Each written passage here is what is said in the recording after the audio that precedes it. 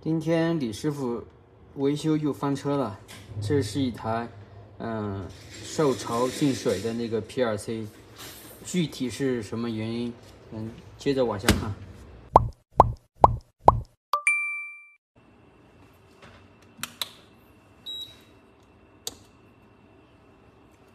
来看一下这个1200 PLC， 这个客户反映他是说通电没有任何显示，然后看一下外观。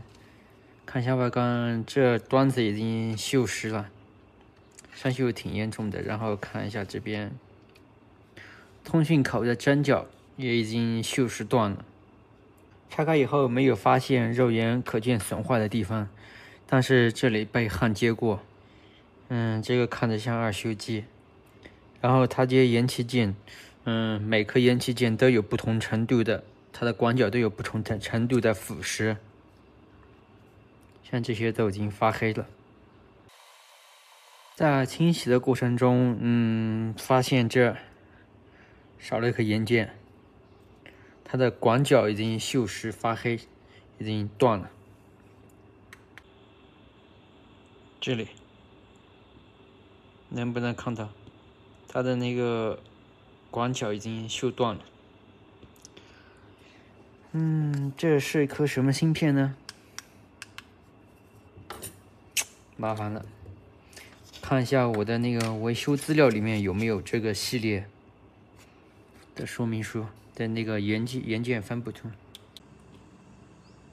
这颗管子究竟是什么呢？我们看一下我以前抄的电路板，这个是1200 PLC 1215C 这个型号的电路板。然后我们看一下这个位置掉的这颗芯片具体是什么？是一颗4英为 AAM 的芯片。然后这个芯片它是一个负电源芯片，它输出一个负电源，给这两个运放提供一个负电压。这颗芯片掉了，先不管它，我们再看还有什么问题。除此之外，看这些过孔，也锈蚀了。这个基本修着没啥意义了，你修起来这个时间也管不长。延期间锈蚀这个还是小问题，关键是这些过孔一旦锈蚀，这个毛病就多了。问一下那个用户，看这个是不是放弃维修了？这种我不建议修了，我修好寄过去，这个1年肯定是管不出去，1年后肯定是又换了，不用白白的出这个维修费。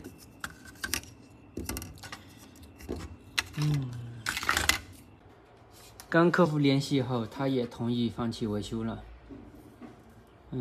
像咨询的他说这个是受潮，大概就是1个月的样子，一个月才寄过来。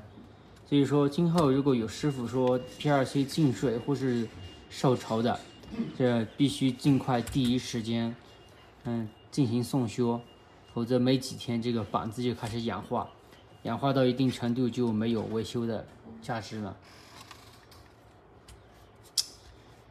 这期又白白的浪费时间，